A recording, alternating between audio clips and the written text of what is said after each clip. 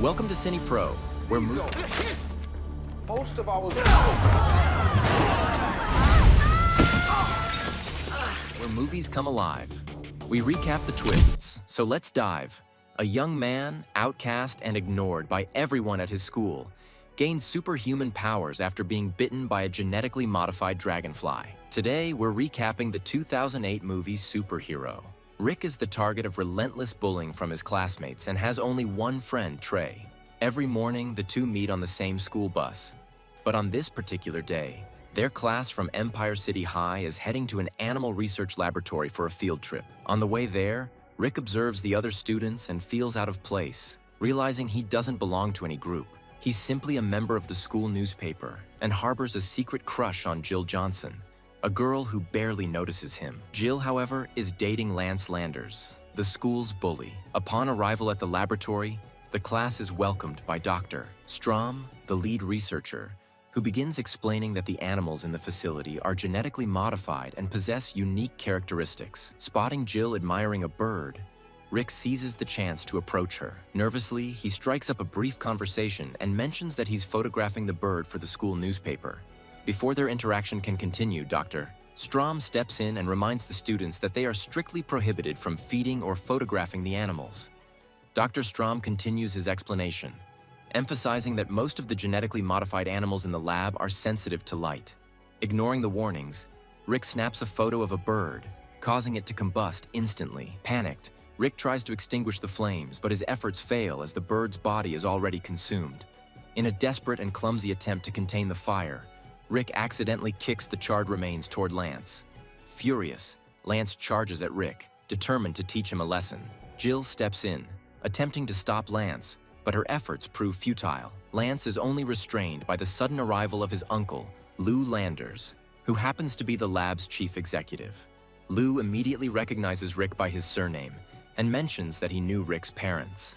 However, Rick explains that they passed away a long time ago and that he now lives with his aunt and uncle. As they converse, Rick notices something odd about Lou's health and expresses concern, but Lou dismisses it, claiming he's fine. Once Lou leaves, Lance seizes the opportunity to push Rick into an area filled with animal excrement. Covered in filth, Rick searches for something to clean himself with and finds a bottle containing a clear liquid that resembles water. Without hesitation, he uses the substance to clean his shirt. Dr. Strom informs the students that the lab team is conducting groundbreaking experiments using a highly potent pheromone.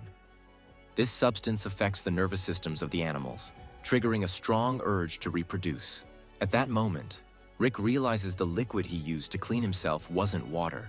It was the lab's reproduction pheromone. Within seconds, animals of various species driven by the pheromone begin advancing toward Rick. Among them, a genetically modified dragonfly that had been hiding suddenly bites Rick on the neck. Later that evening, Rick's aunt and uncle receive a call from the school, informing them that Rick ran off during the lab excursion. Shortly afterward, Rick arrives home in terrible condition. However, his aunt and uncle dismiss his symptoms, assuming he's simply going through puberty. Up in his room, Rick struggles with overwhelming symptoms. His uncle Albert attempts to talk to him, but before they can have a conversation, Rick collapses from exhaustion. Meanwhile, back at the research laboratory, Lou Landers, the company's executive, is preparing to showcase his latest project to the staff. Lou Landers gathers the lab employees and announces that he only has an hour to live. Determined to extend his life, he unveils his invention, a machine designed to grant him a longer existence. With Dr. Strom's assistance,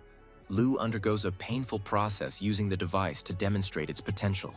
Initially, the employees believe the machine has failed, assuming Lou will perish as predicted. However, Lou suddenly grabs the arm of one of the staff members and, with just a touch, drains all of the man's vital energy. Rejuvenated and more powerful than ever, Lou quickly begins to absorb the life force of everyone in the room, leaving no one spared. The next day, Rick wakes up feeling perfectly fine, with no trace of the symptoms he experienced the night before. Not even the dragonfly bite mark remains. Still concerned, Rick goes to his computer to research whether the dragonfly bite could have caused a serious illness. While filling out an online form, he is contacted by an anonymous user on a social network. This mysterious individual claims to know the answer to Rick's problem and hints that they will meet very soon. That morning, That morning, Empire City High School receives a special guest, the renowned theoretical physicist Stephen Hawking. Students gather in awe for his visit. At the science fair, Rick realizes that Jill is also there and tries to calm down so he can go and talk to the girl. The young man goes to a drinking fountain, but his hands get stuck in the object, and he has to use a lot of force to get them out, throwing the thing at Lance. The bully proceeds to beat up the nerd, and people quickly start watching the two of them fight.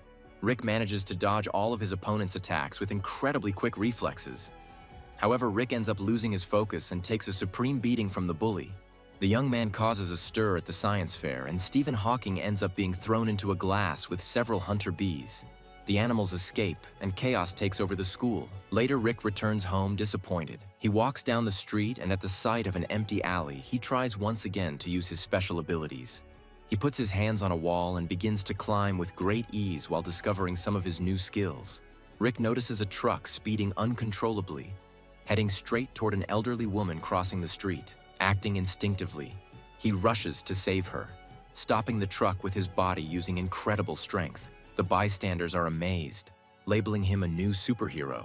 However, Rick quickly realizes that in pushing the woman out of the truck's path, he inadvertently sent her flying into a nearby industrial crusher. Horrified, he returns home and shares the day's events with his uncle Albert and his friend Trey, explaining that he might have developed superpowers from the dragonfly bite. Albert, skeptical but curious, decides to test Rick's claims. He fires a nail at his nephew, and Rick effortlessly catches it mid-air. Impressed, Albert then fires a nail at Trey, who immediately collapses, proving that Rick's abilities are indeed extraordinary. Rick further explains that he was able to see Lance's punches coming at school with incredible clarity. To confirm this enhanced reflex, Albert punches Trey again, and the poor guy takes the hit, solidifying Rick's claim of his heightened senses. Later that night, Rick retreats to the backyard, reflecting on the strange and overwhelming events that have turned his life upside down. Rick holds the family ring that his father gave him during his final moments and recalls the tragic day his parents perished. On that fateful evening,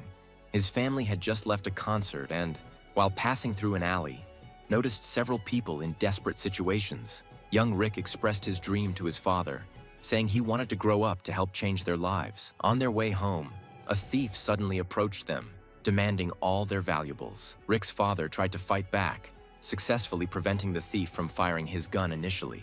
Wanting to help, young Rick jumped into the struggle but accidentally got in the way, causing the thief to fire several shots at his parents. The thief then fled the scene, leaving Rick to witness the devastating aftermath. With his dying breaths, Rick's father handed him the family ring, explaining that their entire fortune would now belong to him. As his last piece of advice, he urged Rick to sell all their shares in Google, claiming that the company had no future. Following his father's advice, Rick lost the family's entire fortune. In the present, Rick encounters Jill, who also happens to be his neighbor. The two strike up a conversation and bond over their mutual struggles. Jill confides in Rick about her own struggles, revealing that she doesn't want to go to college and dreams of pursuing a career as a dancer. Their conversation is interrupted when Lance pulls up in his car and invites Jill on a date. Before leaving, Jill looks at Rick and says, "Maybe one day we could go for a drive too," giving him a small glimmer of hope. Inspired by her comment, Rick starts researching car prices the next morning, only to realize that his savings aren't enough to buy even the cheapest model. As he contemplates his situation, he receives a video message from the same unknown user who promised to help him. However, the video is corrupted, leaving Rick more confused than ever. Later that morning, Rick goes with his uncles to a bank to apply for a loan. Despite his best efforts, the manager rejects him due to his lack of employment history. Frustrated, Rick pleads his case, but the manager dismisses him, saying, "It's not my problem," and orders him to leave. As they're leaving, a robber bursts into the bank, demanding all the money. When he tries to escape, he struggles to open the exit door, and Rick surprisingly helps him out. Confronted by the bank manager, Rick repeats his earlier words, "It's not my problem." Moments later, the sound of gunfire erupts outside, and a crowd gathers on the street. Rick rushes to the commotion only to find a performance involving a dancing monkey. Just as he begins to relax, he notices his uncle lying on the ground, severely wounded from the gunfire. With his final breath, Rick's uncle urges him to use his powers responsibly, reminding him that, "With great power comes great responsibility." The words weigh heavily on Rick as he watches his uncle pass away. Meanwhile, at the city's laboratory, Lou Landers suffers the devastating effects of his experiment. His vitality drains rapidly, leaving him in a fragile and deteriorating state. When one of his employees enters to assist him, Lou instinctively absorbs her energy, restoring his strength and becoming more powerful than before. At the hospital, Jill visits Rick to offer comfort. A doctor delivers the grim news. Rick's uncle is unlikely to survive due to the severity of his injuries.